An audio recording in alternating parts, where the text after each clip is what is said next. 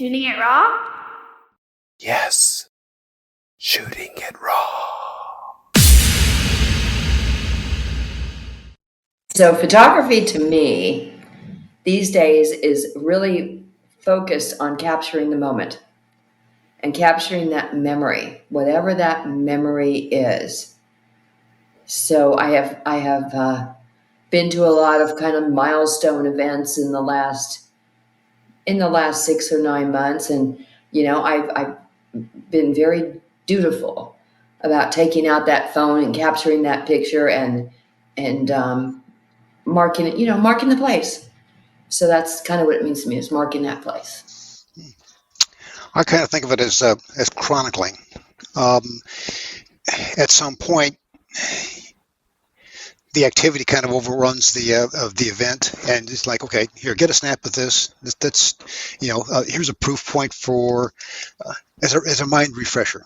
So when I'm sitting down and quiet, and maybe a little nostalgic, sometimes those pictures will bring back an opportunity that was either exploited or missed, and it's kind of a reminder saying, don't overlook the moment. Try and capture it, but don't forget to be able to enjoy it as well.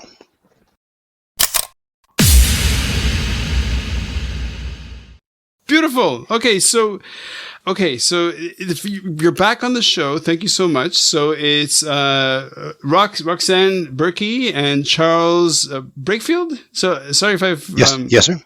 Welcome to the podcast. Back to the podcast. Or second, I'm curious to see. Like, we've done it before. It's always nice because we almost have a small the connection of the past and a slight relationship. And you look the same. I probably look the same. It's only been about a year. Should we go on to the first photo? Oh, I think that would be really fun. I love how you do this show. This is one of the most fascinating shows because everything is unexpected, which makes it terrifically fun. Well, and we surprised you last time. You're like, can you tell me why you're behind bars? I'd like to know about this one, guys. Yeah, well, it's definitely that there's that Jeopardy thing, and sometimes it makes me squirm, which might be fun for the listener. I hope you're not doing this to me this time. No, we try not to.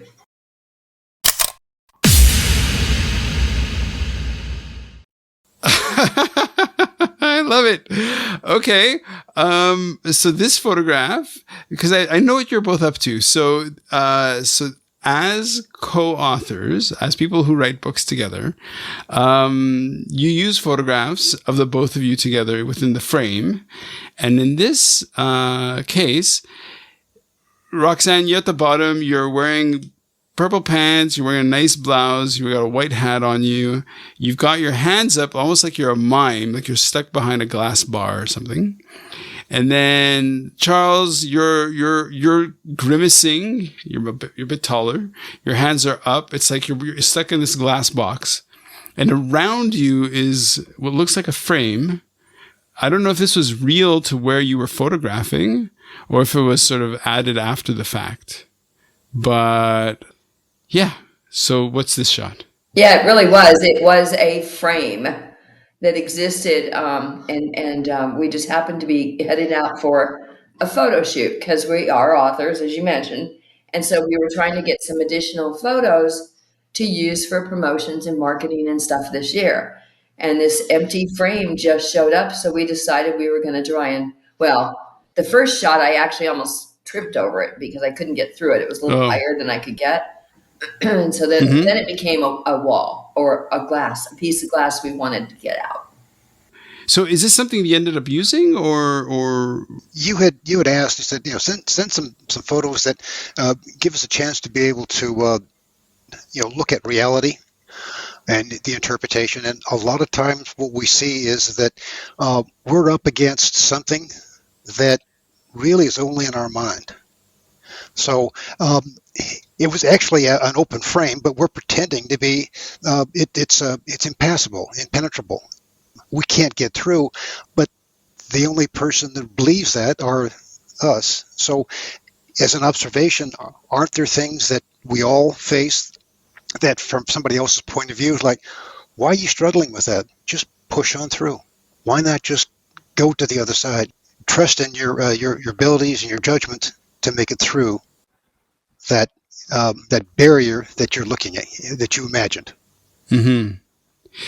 As the subject of a photograph that in this case is staged, like you're doing, there's a certain kind of theatrical. It has a certain feeling of drama to it that you're kind of playing or trying to create a moment or communicating it. Now, I don't want to say that it's pedantic, but it's got like this like it's got a message. Like it's there's definitely a message that is kind of underlying it. Like it's not just this whimsical thing. So is this something that you ended up using for one of your books, or is it just a photo that you both enjoy? Like no, we want to use it when there are times that we also write small little vignettes to teach other authors.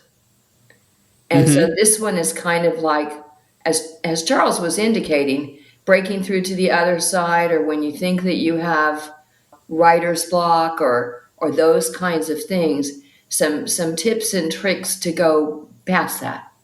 What have you done? What can other people do to make that just a little bit better? So we want to use it for that kind of an article when we publish it, so that we have, we're also fun. You got to laugh at yourself. You just have to laugh at yourself.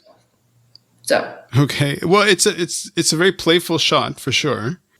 Yeah, so talk to me about like this idea of, okay, so you go out of your way to stage this photo, you make this photo that you're thinking ahead to use as a device for when you're creating teaching materials to help authors in their writing. So how much of your effort would you say is dedicated to teaching or mentoring or modeling for others?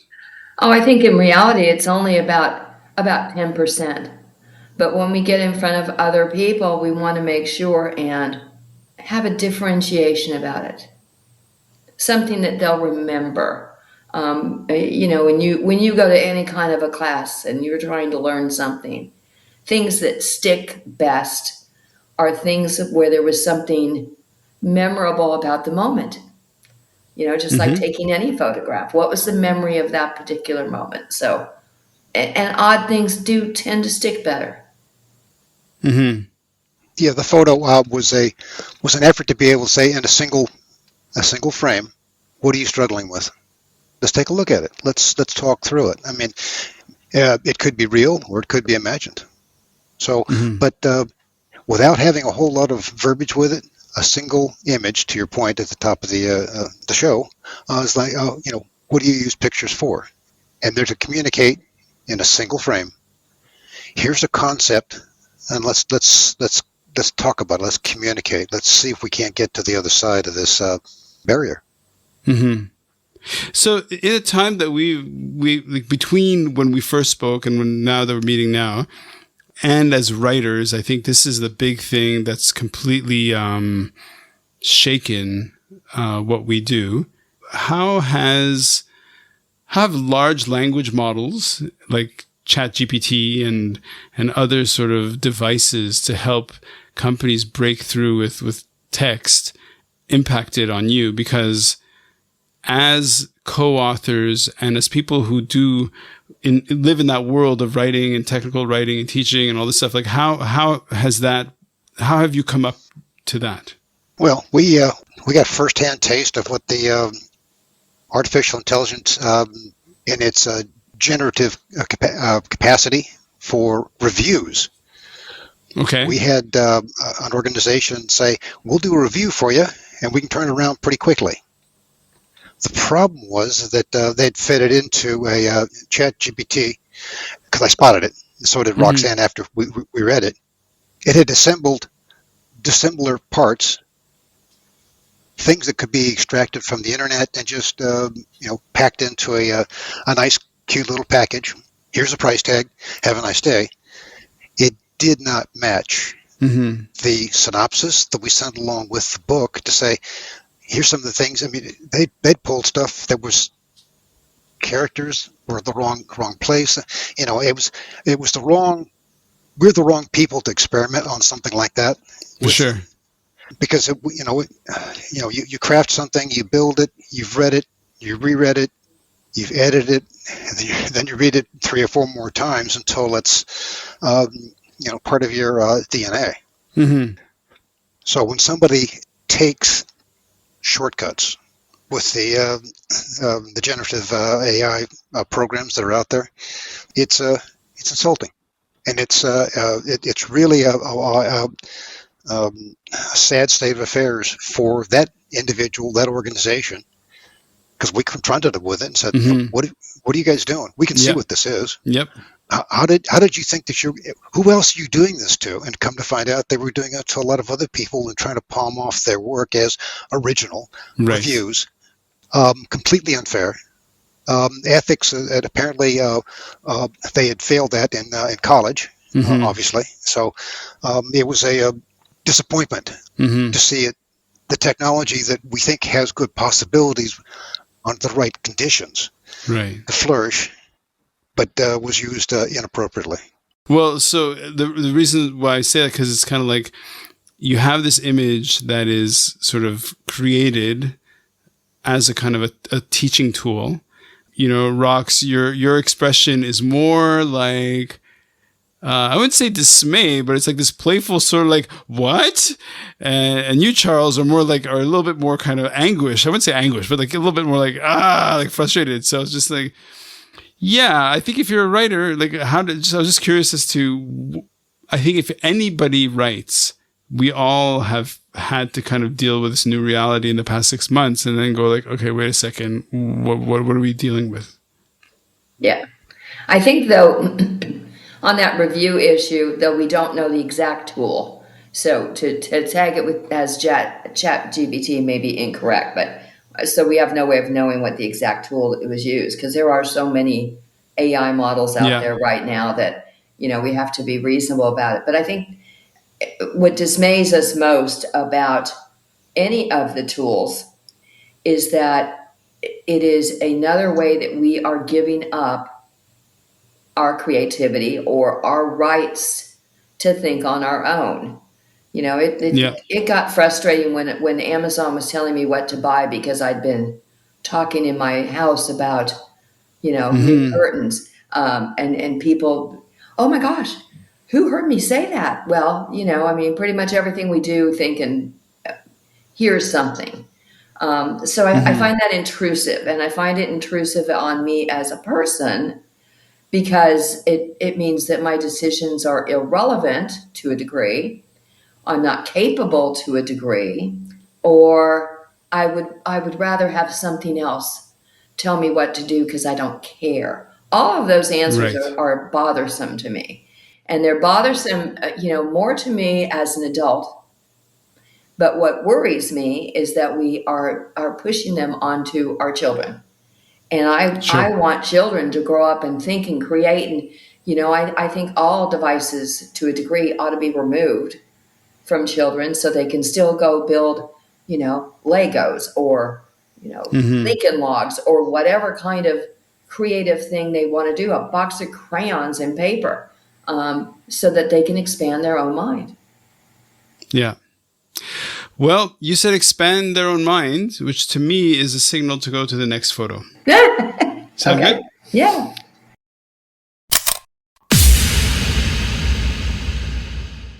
Oh, look at that. Because the way it is on my screen, it goes like basically the file goes from one to the next. And so it's basically the both of you with the same frame. You can see more of what that frame is like in 3 dimensions, because it's more of like, you can see it's like metallic. It's enough to like stable enough to sort of stand up by itself. It's got some weight. It looks pretty hefty. Rox, you have a nice expression on your face. You're kind of about to step through. Charles, you're like that. Yeah, your foot is actually over the frame. You started to step through across it. You're breaking through the other side. Okay, so take it away. Well, I think that's still part of the same kind of thing where breaking through the other side's a big deal. So it's funny because we've used that kind of an element in stories before, actually in the content of the stories, to allow characters to prove a given point that they could do something or they couldn't do something. And so we've actually used, break through to the other side. And so it just seemed like something that we could pair up with some of that marketing and even some of the teaching. I'd echo the same thing. I mean, we picked those two photos because they're one's a corollary to the other. You're always going to be up against something that's how do I deal with this? Well, gather the facts, push on through, and it's gratifying. It's a gratifying moment to be able to say, I was stopped, but I persevered. I made it through, and you can look back through that doorway and say, it was easier than I thought, and yet harder than it looked. So that's the kind of duality that those two photos generate. It's like, okay, you're stopped, but was that you giving up, or was it really something that was beyond your capabilities? I would maintain that if you want something like that, that writing block, that you want to get to the next plateau in your career, you want to, that relationship to the blossom, you're thinking, well, it's stuck. You need to address those issues because you can get to the other side. You can look back and say, I thought I could, and I did. And I think the other thing about that particular photo is you could see that the barrier was almost artificial, or actually artificial. But we didn't do one where you walked around it. You don't walk around your problems or your issues or whatever. You decide you're going to go through them. So there you go. Okay. So what happens if we take that frame and put it vertically, right? So it's that whole question of, is there something of like a barrier being, usually when you think of a barrier, it's usually in your way as you're moving forward. So you have to push through it. Whereas I know this is just semantics and cutting hairs, but what happens if we put it as a vertical thing where it's like a glass ceiling? Because like a lot of what you're saying now is really about empowering others, right? So is this specific to being an author? Is it about, for example, being female in a male? Because you're a woman and a man together. So is there some kind of message in that, or it's part of it, at least from my perspective. Yes, I am a woman. I've worked in technology, which has been predominantly male dominated for a very long time. But you can still use your education, use your experiences to do lots of different things, to actually contribute and do good things. And so the characters that we have in our books, we actually are growing the empowerment side of our female characters. And so it's because it's the right timing to be able to do that and not offend everybody. Because, offending people right now is a pretty slippery slope in some cases. So. Real easy to do. Yeah, I got it. No, and my position, Brad, would be it's a partnership. It's no fun doing it on your own. I'll just be honest. Okay. So for as many years as we've written together, been neighbors, friends, it's good to have that partnership to say, okay, maybe I can help. Sometimes maybe you can help me. And that's what a partnership is, contributing to each other's success rather than I got to get there to the top at any cost. To me, that's not, there's no honor in that. I want to be able to take somebody with me and have us succeed. And that's what the getting through the portal together was very symbolic to, I guess, our careers as writers. Just because you kind of suggested this a little bit, but like the climate right now is of people being, we'll say, easy to offend, easy to there's a heightened sensitivity, right? It's in the news. And it's so much so that it's part of this conversation. So do you feel like, so for example, if you think about writers like Franz Kafka or Virginia Woolf or the classic like great writers who are just like, look, at the end of the day, you just have to sit in that room and write fearlessly and let the chips fall where they may. Like, how do we make sense of being an author today when there's this feeling like, oh, maybe you should self-censor? Is my question nonsensical? No, your question is a very good question. It's very difficult to answer. So I know for me personally, I was brought up on a foundation to respect others. But I was also brought up that people are very different.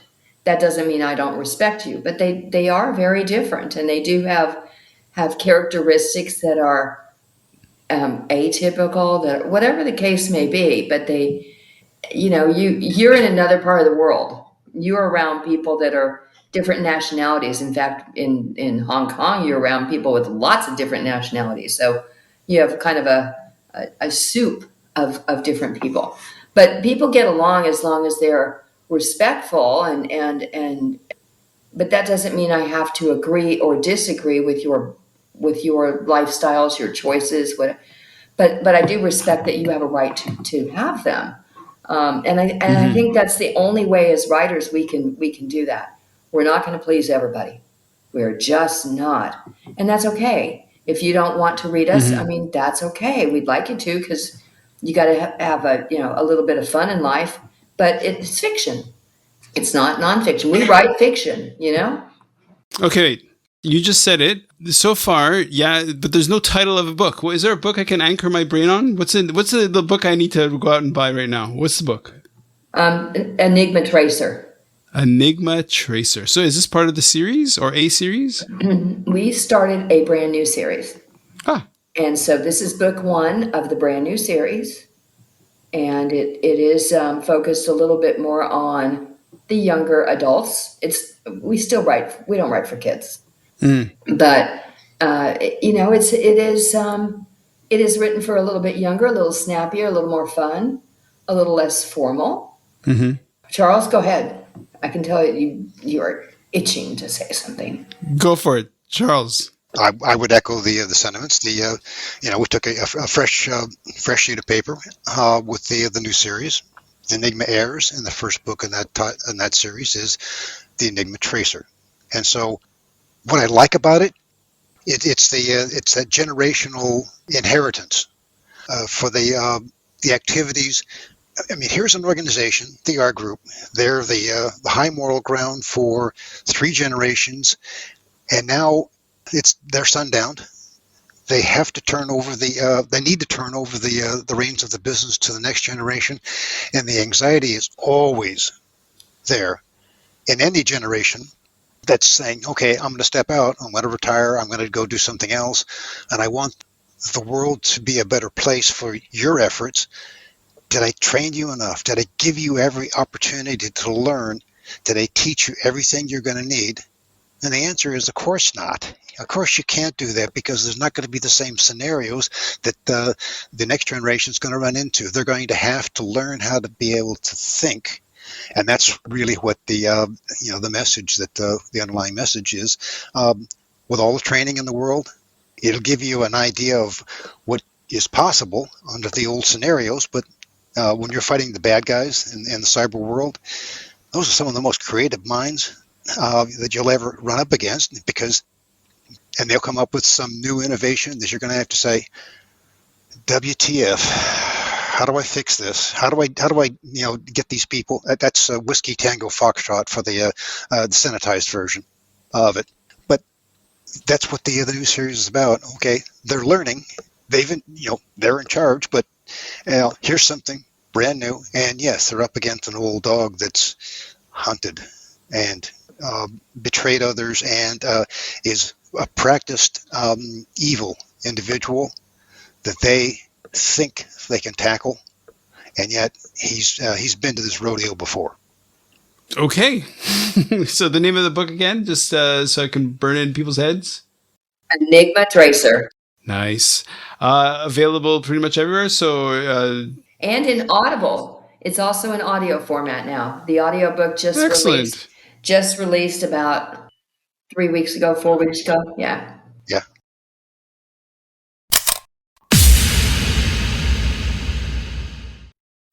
I like how your stage photos always have this edge of playfulness to them. Like you obviously don't take yourselves too seriously. And it's like, that's like me. I take my work very seriously, but I don't take myself very seriously.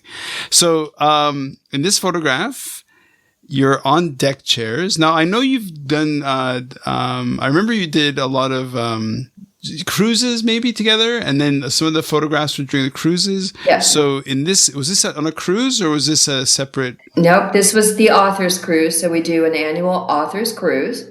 Any aspiring author that wants to join those kinds of cruises, reach out to me and I'll fill them in on the information.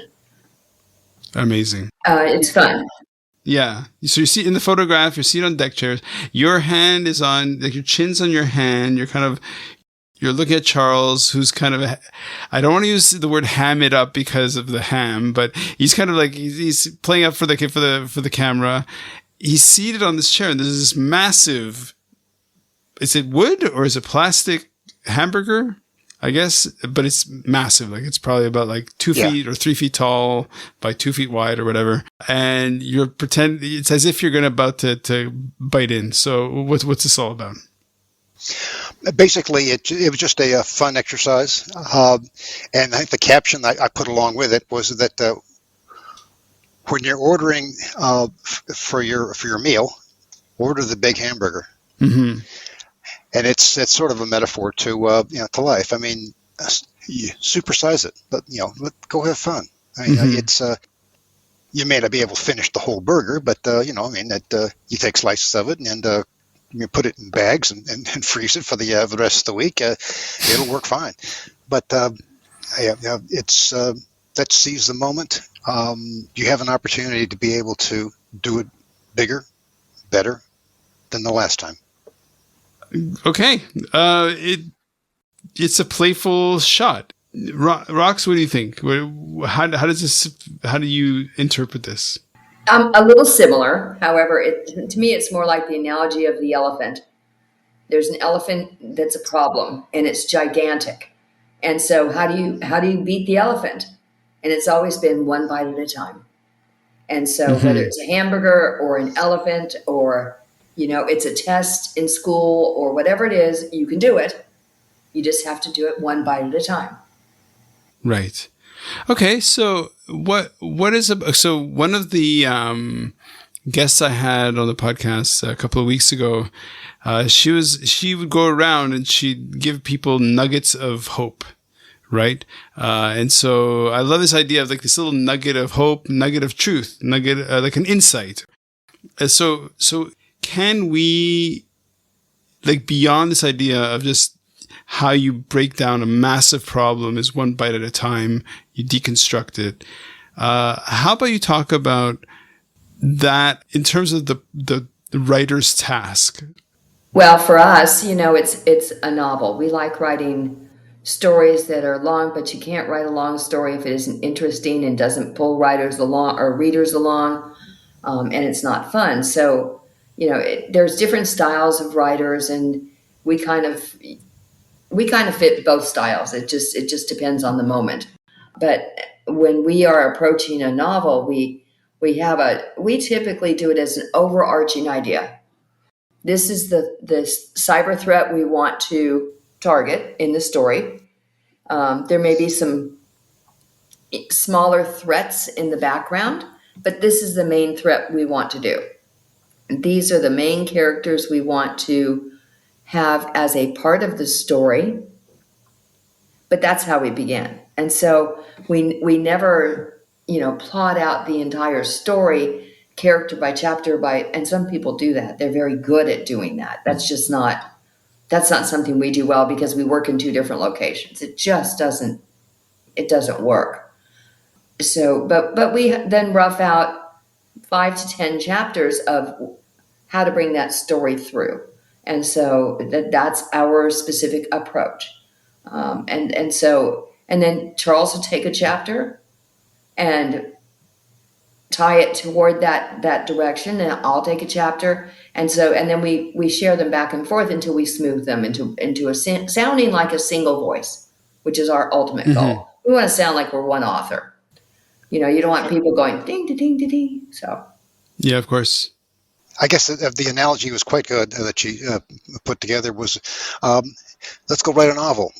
A novel for us is 70 to 100,000 words. That is a huge hamburger.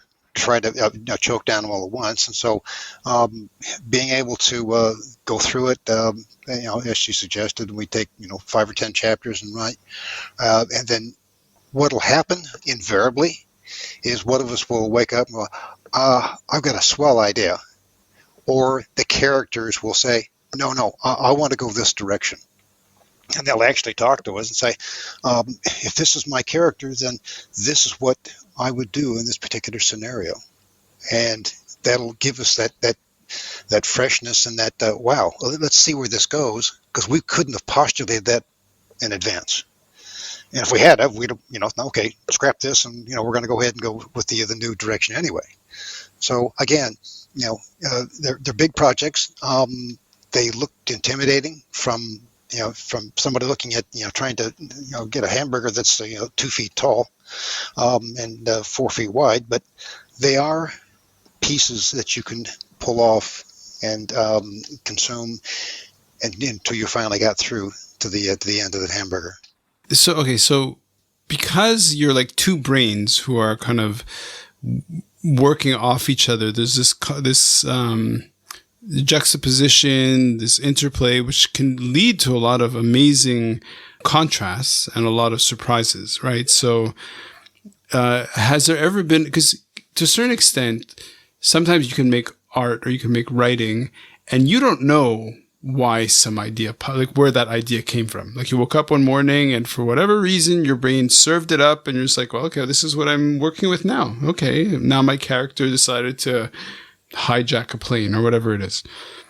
But then on top of that, you're both working together where you're kind of responding to another, and that just increases everything by like geometrically. Like it just makes it just huge, right? So we give a recent example where one of you suggested something that seemed so out of left field that it seemed kind of preposterous, but it actually ended up being really creatively nourishing or just full of potential. I think the most recent one is actually creating a new series. It was we've been very diligent on our series, and going into a brand new series is like, okay, what does that mean for branding? What does it mean for followers? What does it mean for this or that or the other? But it allowed that break, that natural break allows us to hit a little bit different audience, to bring it down to a little younger group of people. At least that's our hope, that we'll get wild reviews on the story with the younger group. But that's a big one, to kind of say, okay, we're going to take a right turn on the series, and the old characters that we loved and we nurtured and all of that, they are the parents, and they didn't all die, but they're not front and center anymore. Okay. So just for some background, how many books did your previous series lead The Enigma series itself had 12. Okay. Yeah, that's sizable. Yeah. Now, as a corollary to that, though, we had several short stories, approximately 11, that we published that were backstory material for the series. So what we bumped into was readers that said, "Boy, where did this R group come from? How they? I mean, you got it in modern day, like we got that, but where did they get off on this tangent of fighting the cyber bad guys? I mean, that's, you don't take it out an ad in the newspaper for that. I mean, where did they come from?" So, we wrote the prequel out of Poland, where we basically talk about the beginnings of the R group and how they against all odds, 3 Polish nationals decided that they were going to hit back at the German invasion in 1939, and they steal the Enigma machine from the Germans. The big issue is how to get it out and get it to the Allies to break the code. How much do you get? Do you kind of exchange? Do you get involved, or do you really kind of get down into the front lines, for example, with your readers? Like, how connected are you to your readers? We've got a couple of readers that are. Our favorite one is a rather bright young lady out of Arizona now, Gail. She was. She made us laugh because she hit on one of the characters, one of the femme fatales that we introduced back in book 5, and she said, "This is a detestable character. I cannot believe you let her get away." And then by book 6, I guess it was you started in 4, 5, and by book 6, the comment from Gail was, "She's redeemable." I didn't realize that, but thank you for I'm glad I stayed with it because that there was something good there that you guys finally nurtured out, and she enjoyed it. So that's how close we get with some of the characters in some of the books. We love doing book festivals and book events and things like that, but of course COVID kind of cooled the jets on that for a while. But we do get loyal fans that give us feedback, both good and bad, and that's reasonable and that's real, and we like that. But of course, we'd always like more. People can reach out to us; they can reach our email address, and they can get responses within 24 hours usually. And so I don't know that you can ever, as a writer, get enough reader feedback. I just don't know that's possible. I know you can get some poor, with social media today, you can get some, not so much poor follow up, but you can get some weird people that kind of, just probably should never get on the computer ever. Right. Okay. Well, let's use that as the segue to the next photograph. Is that okay? Let's do it. Yeah, go for it, Ran.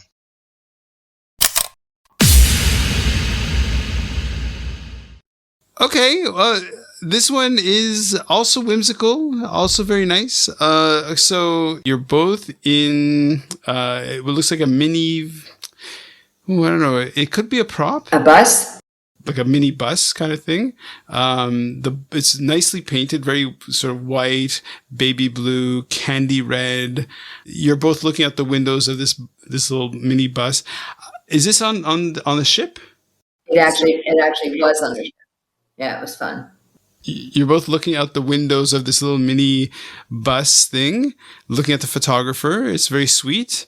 Let's see, Charles, you're waving. Rox, your hand is kind of there, just kind of looking. It's very bright sun on you guys. It's very high contrast, very playful. What is this about? We're off to another journey. We're off to another book.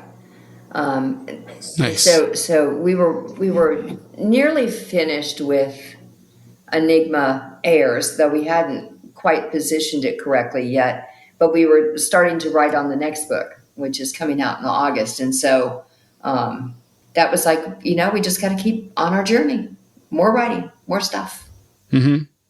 Yeah, it was a symbolic of our careers as writers, and I thought it was an interesting comment on, hey, I'm with my best friend. I've got a chance to be able to go to the next destination, and it's fun having that to share with somebody.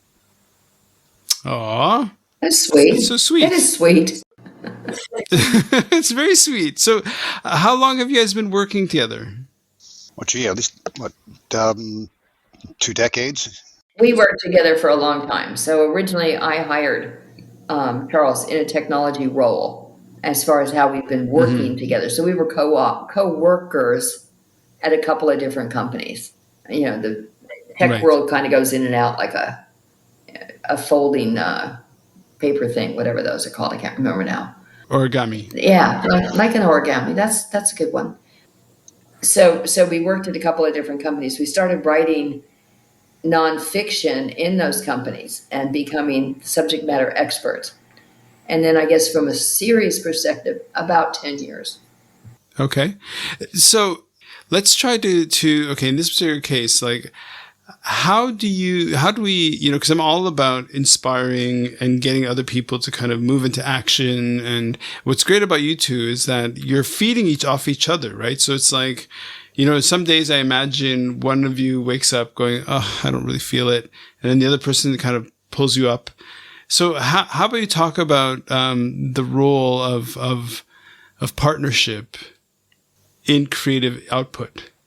Well, and it's we depend upon each other for feedback. So I may work on something, and then send it over to her, and usually it's at the wrong time of day because she's got a full-time job with a tech company. But here's an idea. Here's something that or a request will come through. We need to have material from you guys to get in this competition. And so I may structure something like after we have a brief conversation or an IM conversation where I say, what do you think about this? And he goes, yeah, let's try, put this kind of spin on it. Remember that story we worked on but set aside?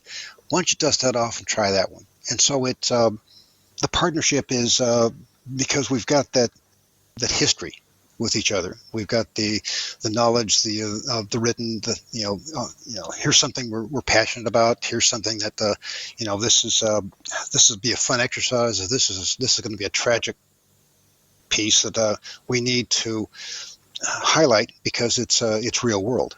So we'll work through that in a instant message storm or email or a voice call if we've got the time to be able to chat. So one of the things that in my responding to listeners, one of the feedback I've had was that what I've built over the past few decades is expertise in something called service leadership. So really looking at this notion of what is service. And service in our world, in our books, in our training is the energy we bring within our relationships. So every time you have two people together, that energy between two people, that connection is what we call service. So a newborn gives parents a service, friends give each other service. How about you talk about this idea that you have this very tight network of two, maybe even more, because you have other people who support you in your writing. But how about you talk about or interpret this notion of service to one another?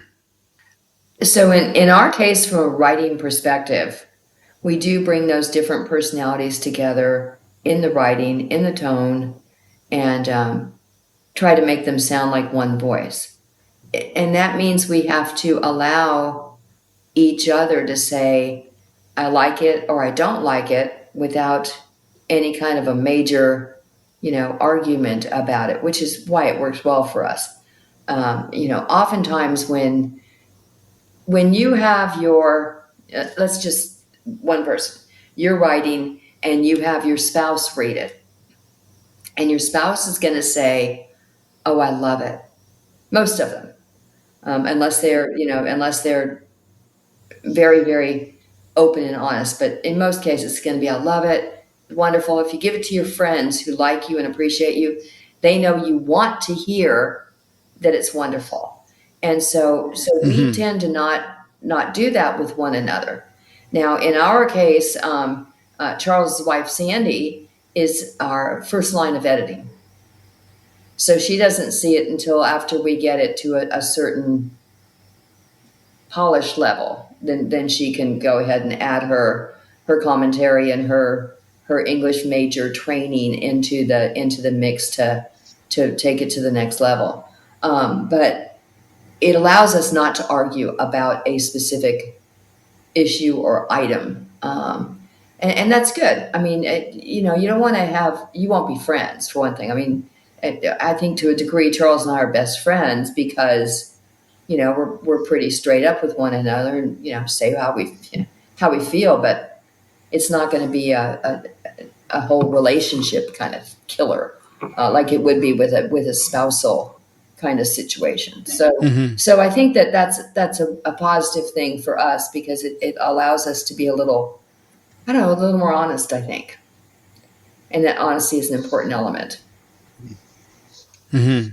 Now, to kind of camp onto that, Ron, after we've got the property to a point where we want to be able to take the next step to it, we will present it to our graphic designer and say, and this is where our collaborative efforts of, okay, and this is what we think we see, and then she'll take it and chew on it, and that's where that feedback will come to. We'll get covers and interior work. We'll do the same thing with the production team in California that does the video trailers for us.